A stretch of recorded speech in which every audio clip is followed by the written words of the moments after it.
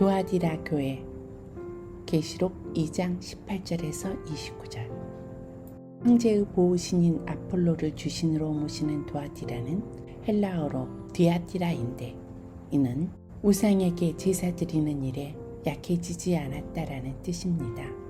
이름에서 알 수 있듯이 황제 숭배가 극성이었고 버가모와 사디를 잇는 교통의 요지로서 상인 조합이 많았던 도시였으며, 많은 가죽, 구리장식, 염색공이 발달하였는데, 자색 옷감 장수 루디아가 빌립보에서 바울의 전도를 받고 고향에 세운 교회가 두아디라 교회입니다. 또한 이곳은 주석 산지로 유명하여 로마의 무기를 생산하는 곳이었습니다. 2장 18절에서 20절. 두아디라 교회의 사자에게 편지하라. 그 눈이 불꽃 같고 그 발이 빛난 주석과 같은 하나님의 아들이 이르시되, 내가 내 사업과 사랑과 믿음과 섬김과 인내를 아노니 내 나중 행위가 처음 것보다 많도다. 그러나 내게 책망할 일이 있노라. 자칭 선지자라는 여자 이세벨을 내가 용납함이니 그가 내 종들을 가르쳐 꾀어 행음하게 하고 우상의 제물을 먹게 하는도다. 두아디라 교회에 나타나신 예수님은 어떤 모습이었습니까? 그 눈이 불꽃 같고 그 발이 빛난 주석과 같은 하나님의 아들.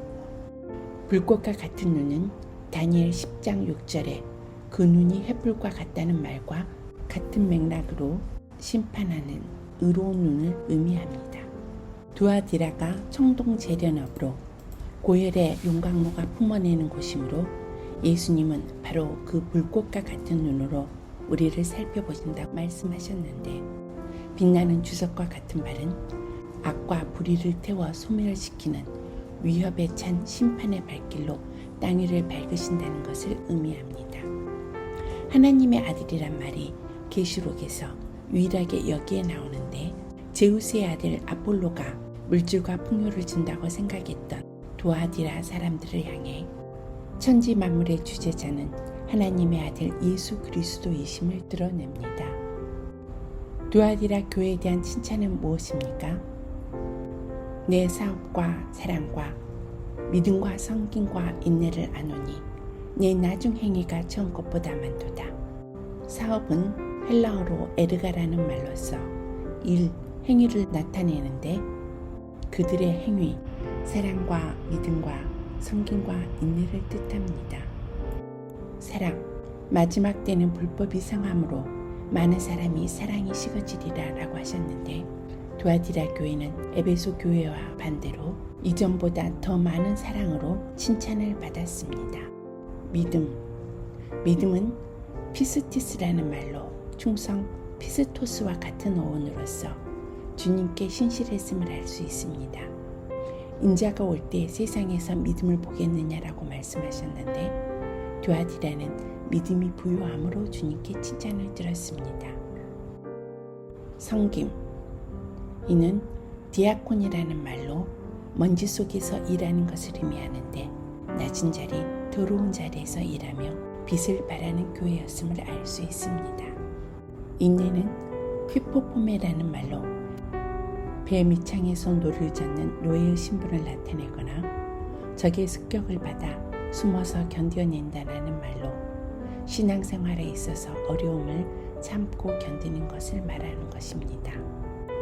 두아디라 교회에 대한 책망은 무엇입니까? 내가 자칭 여선지자 이세벨이란 여자를 용납함으로 그녀가 네 종들을 가르치고 깨어 행음하게 하고 우상의 제물을 먹게 하는도다. 자칭 여선지자라 하는 이세벨은 누구입니까? 자칭 여선지자라는 말은 공식적인 직분은 없으나 여자라는 극존칭을 사용함으로써 교회의 영향력을 나타내는 사람으로 지도자의 아내였을 것으로 추정됩니다. 이세벨은 아합 왕의 부인으로 아합 왕과 이스라엘에게 바알을 섬기도록 부추겼던 인물입니다. 그러므로 우상 숭배의 통로라 할 수 있습니다. 2장 21절에서 23절. 또 내가 그에게 회개할 기회를 줬을 때 자기의 음행을 회개하고자 하지 아니하는도다. 볼지어다 내가 그를 침상에 던질 터이요 또 그와 더불어 가늠하는 자들도 만일 그 행위를 회개하지 아니하면 큰 환난 가운데에 던지고 또 내가 사망으로 그의 자녀를 죽이리니 모든 교회가 나는 사람의 뜻과 마음을 살피는 자인 줄 알지라. 내가 너희 각 사람의 행위대로 갚아주리라.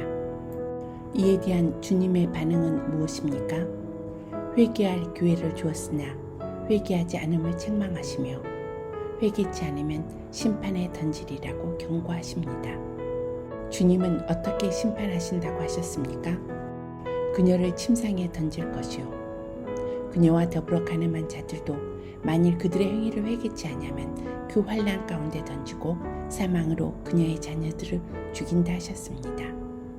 침상에 던진다는 것은 질병에 걸려 아프게 하다라는 말로 구약에서 침상은 심각한 질병에 대한 은유로서 많이 사용되었습니다.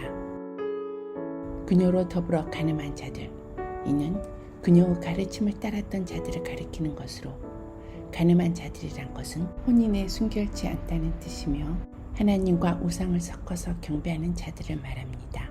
우리나라 상황에 비추어 보면 문화 차원에서 돼지 머리를 놓고 고사 지내는 것과 같은 격이라 할 수 있습니다. 그녀의 자녀들은 이세벨의 가르침에 완전히 몰입된 제자들로 볼 수 있는데 회개를 거절한 자들입니다. 심판을 명하신 후 어떤 경고를 하십니까? 모든 교회가 나는 사람의 뜻과 마음을 살피는 자인 줄 알지라. 내가 너희 각 사람의 행위대로 갚아주리라.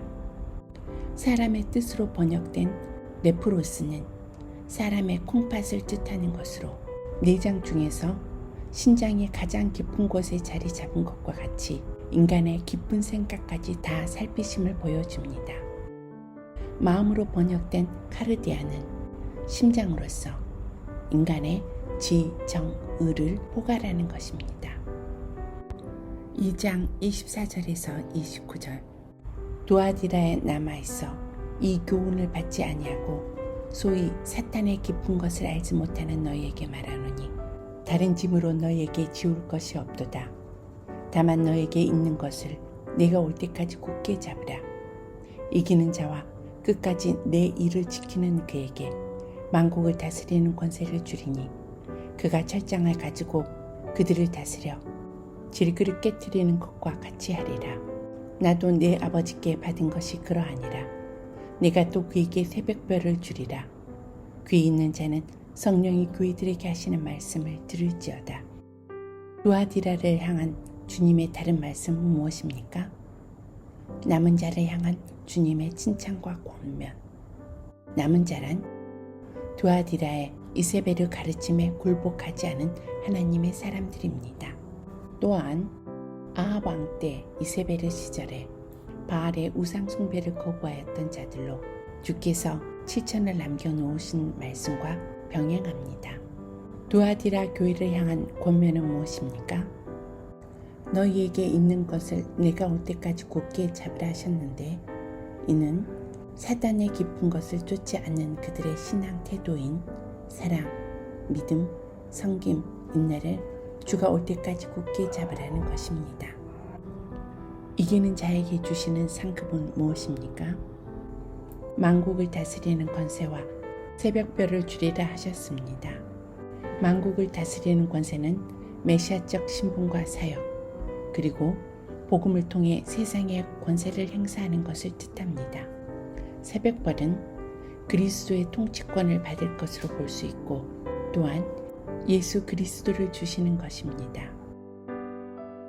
두아디라 교회는 사랑, 믿음, 섬김, 인내를 칭찬받았으나 성도를 깨어 행음하게 하고 우상 숭배를 하게 한 이세벨을 용납함으로 책망을 받았습니다. 주님은 그들의 행위대로 벌하시고 칭찬한 부분을 굳게 잡은 이들에게 만국을 다스리는 권세와 새벽별을 주실 것을 약속하셨습니다. 이세벨은 잠시 황제에게 잘한다고 해서 신앙을 버리는 것은 아니지 않는가? 건성으로 자라고 먹고 살 길을 찾고 신앙인의 명분도 가지면서 살자고 적당히 비켜가는 것이 지혜라고 했을 것입니다. 당신은 이세벨의 지혜를 따르지는 않습니까? 사람의 생각과 마음을 불꽃 같은 눈으로 살피시는 주님께서 각 사람 행위대로 갚으실 것입니다. 당신은 무엇을 받을 수 있겠습니까?